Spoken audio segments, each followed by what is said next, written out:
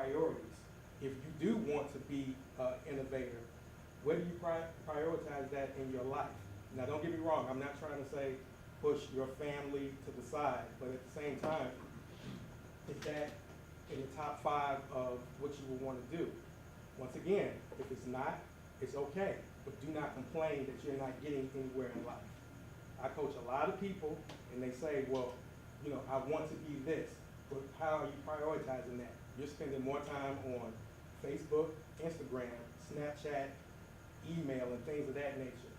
Now, if you want to be a social media expert, you're in the right space, but you better believe that, because this is what goes on in Chicago, you better believe if you say you want to do something and you're not doing it, somebody's on your heels ready to take your spot.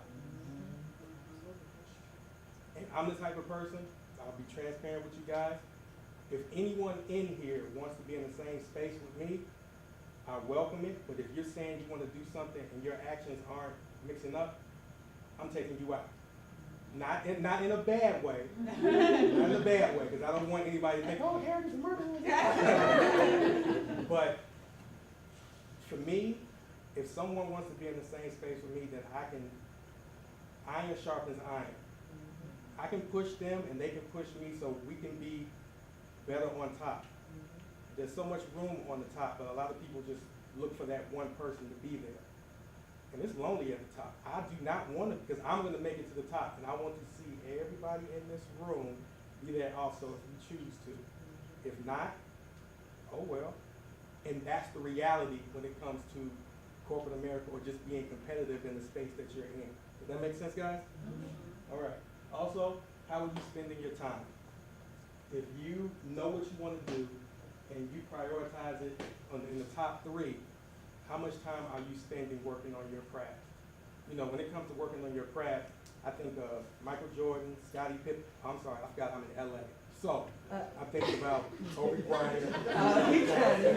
Hey, no, I want to work out of there alive. But these individuals work on their crafts. And one of the mistakes that a lot of people make, they think that working on, what happened?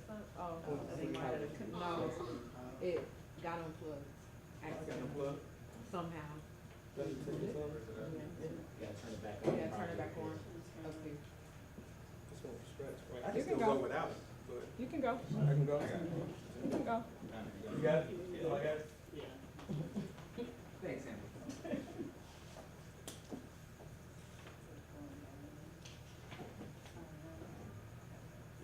I can still go without because how are you spending your time? A lot of people think that I need to spend 40 hours a week like at a job working on your craft. But for me, like I said, I have a wife, I have a child, I have a 9 to 5 and a business. So my time is very, very limited. So I get up 4:30 in the morning when the house is quiet, well, except the cat roams around the house, whatever. But I get up at 4:30 in the morning and I spend 2 hours every morning working on my craft when the house is quiet. Now, I'm not sure how many people in this room will wake up at 4:30 in the morning. I mean, but that's me because I know what I'm dealing with. However, if you spend a half an hour, even if you spend 10 minutes reading something, so you learn something more than you did before, that's working on your craft. So just look at the time that you do have and maximize that the best way that you can. Like I said, don't worry about it. Yeah, it's just warming there. It's warming up? Yeah. Number 2, your skills assessment and development plan. Once again, the skills that you have learned to get you to where you are right now in your career, or get to that next level, you need to learn more. Does everybody agree with that? Okay. And based off of that, all skills, if you want to advance, you can learn it. Now, for me, and this may be weird when I say this, but for me, I love reading books, but it got to a point where if I read 10 minutes of a book, I start to get sleepy. I don't know the reason why, but now it got to a point where I learn better by audiobooks.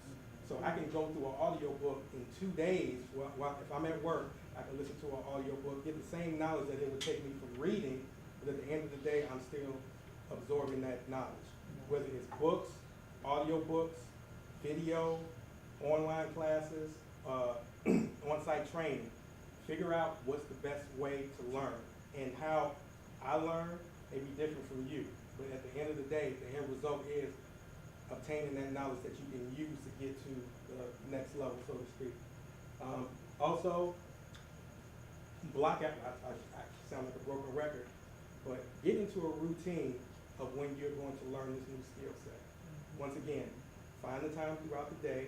It can be a half an hour, it can be an hour, I really don't care what it is, but just do not do anything, because every day you're losing, excuse me, losing time and opportunity to learn something new. And once again, if you choose not to learn something new, there's somebody on your heels that is staying up 2 to 3 hours a night learning this stuff and waiting for you to slip up and gain your spot.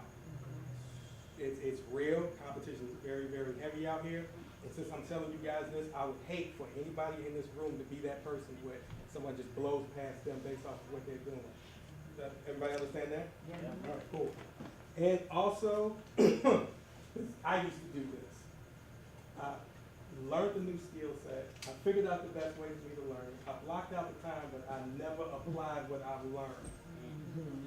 I can be the smartest person in the room, but if I'm not applying that with regards to my career, then I'm really not doing anything. And I have a lot of clients who say, well, you know what, there isn't an opportunity at my job. Volunteer somewhere.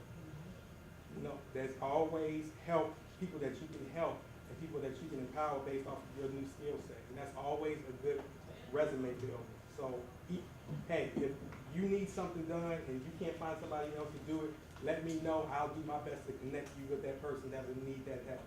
But always apply what you have learned.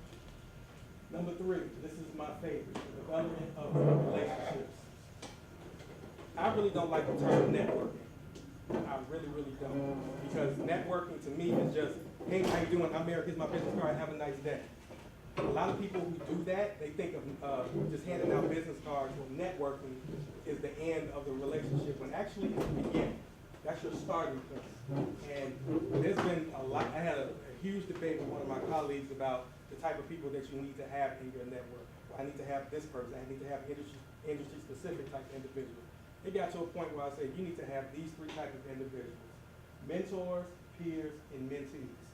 Clean, cut, simple. Of course, your mentors, these are the individuals that you deem you want to be like, or you want to know, want to know more about the success that they are having. It's pretty straightforward. Your high-level executives, your executive directors, or just someone that you are impressed by who's working in the community or whatever the case may be. Your peers, individuals like you and I, sharing ideas, letting us know what works in your career, what doesn't work in your career. And one of the key things that Chandria, I know Chandria based off of a mastermind group that we went to, what was it, 2013? It was called the Dream Builders. Does everybody in here know the concept of a mastermind group? Yeah, good. Is anyone in a mastermind group? Well, I know you definitely be in a mastermind group. So, with this mastermind group, it taught me a lot. Well, first and foremost, when I first joined the group, I really didn't trust anybody when it came to my business or sharing my ideas with other like-minded individuals. I don't know, I was very, very selfish. I'll just be transparent with you guys. But then it got to a point working with Chandria and a couple of other individuals, it got me to a point where it opened me up to not only share my personal business. I told them when my wife was first pregnant. I clearly remember that day. But anytime that we would have a problem or any type of challenge, instead of just kind of stepping back and just saying, well, you're going to have to deal with that problem yourself, these individuals dove into the problem. Hey, Eric, you need to try this. What about this? What about that? So I gained so much more value based off of sharing my ideas with my peers, so to speak. So if you're not in some sort of mastermind group, that may be a good professional development initiative. Yeah, you definitely need to be involved, because it will, the more people that you trust that you will allow to pour into you, your one little idea will explode.